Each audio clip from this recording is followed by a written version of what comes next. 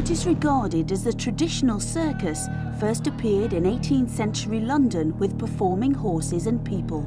As new worlds were explored during the next century, all manner of animals were snatched from the wild to be paraded in chains and small cages before an amazed public. But after a century that has seen man on the moon, mass media, global travel becoming commonplace, and an explosion in the understanding of wildlife, it's hard to believe that wretched animals are still in chains and living on the backs of lorries to amuse us.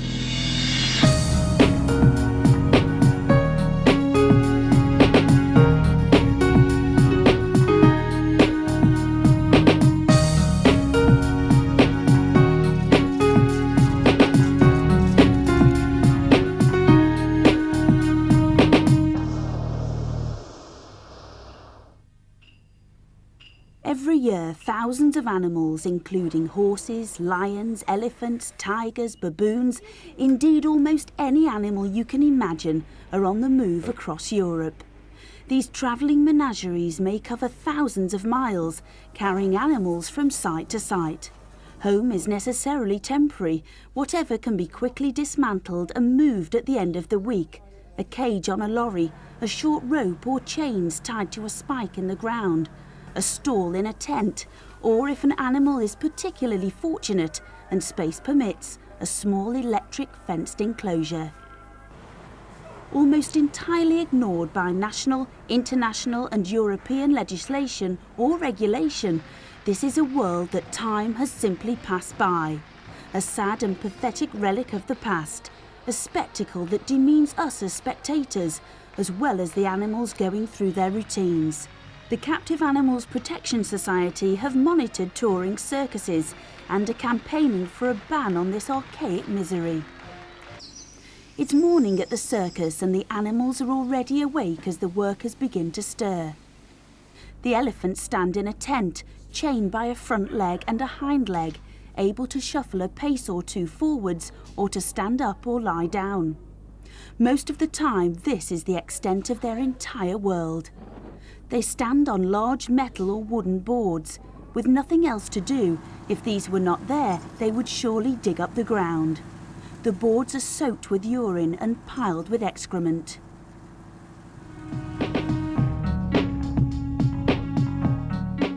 Naturally, elephants are extremely social, living in large groups or herds, and in the wild travel an average of 25 kilometers per day. By this time in the morning, they would have been on the move for hours. They might already have travelled many kilometres, eating, drinking, bathing and socialising. Back in the circus tent, they will have been chained like this for at least 12 hours, since the last performance ended. Later in the morning, some animals might be allowed out into small enclosures, but this will depend on the circus site, the weather, the circus, and besides, they will have to be confined again to be made ready to perform in the show. In the wild, the lions and tigers are kings and queens of all they survey. Natural predators, fast, agile, and designed to hunt. But on the circus site, home is a rudimentary cage on the back of a lorry known as a beast wagon. There is nothing majestic here. The cage is little wider than the length of each animal's body. The floor is wood or metal with a scattering of straw for bedding. They will spend most, if not all, of their time here. If space permits, they might have an exercise cage for part of the day. But such cages are far smaller than the name suggests, and time in them will be limited. They will need to be back in the wagon, ready for the first performance, and they will be fed in the wagon.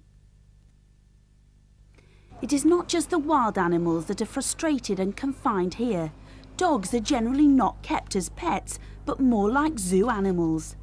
Naturally, horses and ponies will gallop, play, and are extremely social, living in herds. With the circus, they spend almost their entire time tethered or in stalls which will often not allow socialising or mutual grooming. exercise space is inevitably very limited. And the travelling circus menagerie may be home to a vast array of species from different continents, habitats, environments, all kept in brutally simplistic confinement with a singular disregard for their natural needs. For example, the nervous herding zebra, designed for a life on the African plains, may be alone and frightened here. And it seems as little consideration is given to public safety, with some of the most powerful animals on Earth in temporary compounds. Lions, tigers, elephants and camels are amongst the many animals that have escaped from circuses with sometimes tragic consequences. Hippos are said to be responsible for more human deaths than lions in Africa, yet there appears very little caution here.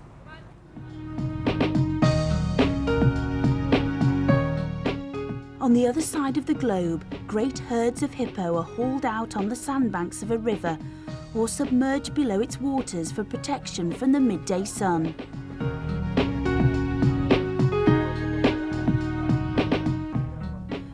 Back at the circus, the lonely hippo's life could not be more of a contrast. And so for our circus animals, this day, just like every other, moves tediously towards the day's highlight, the performance or performances.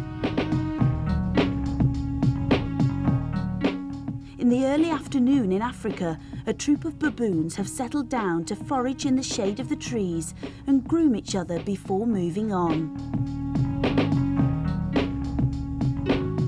In the circus, they sit slumped in the same beast wagon every day.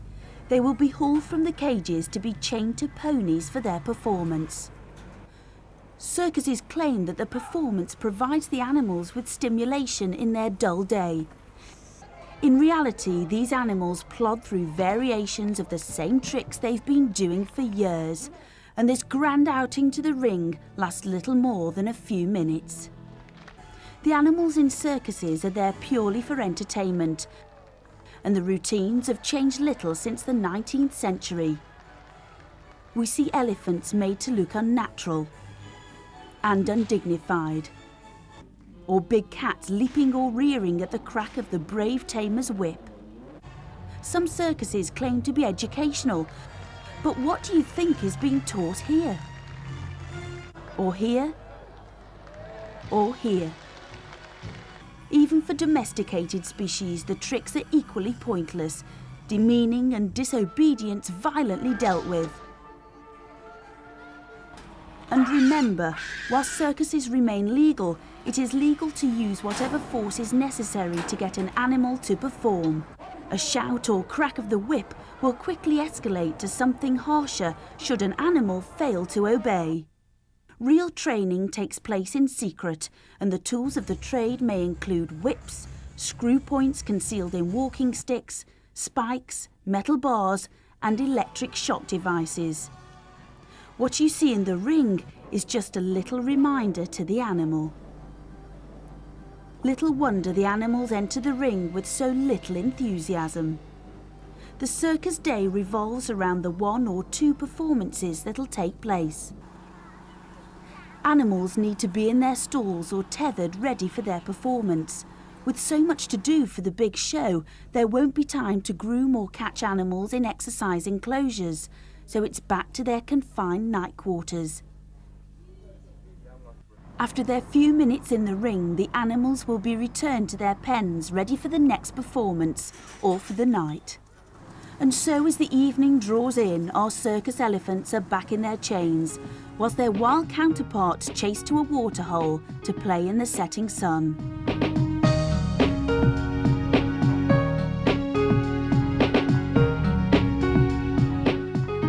Even when they are not touring, most circus animals fare little or no better, chained or caged in barns or small enclosures, merely stored ready for the next season. Such confinement, deprivation and restriction of natural instincts takes its toll.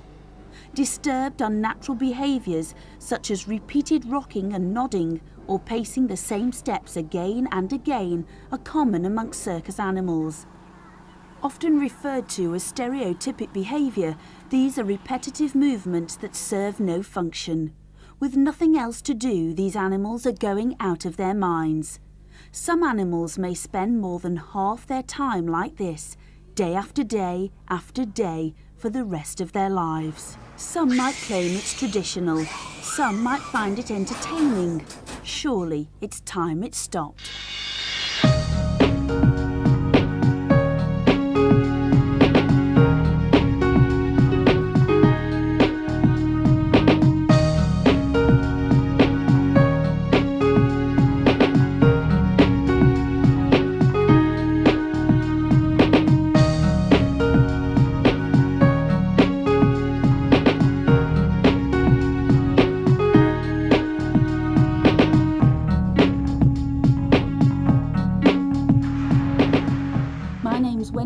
Webster, and I'm absolutely against animal circuses.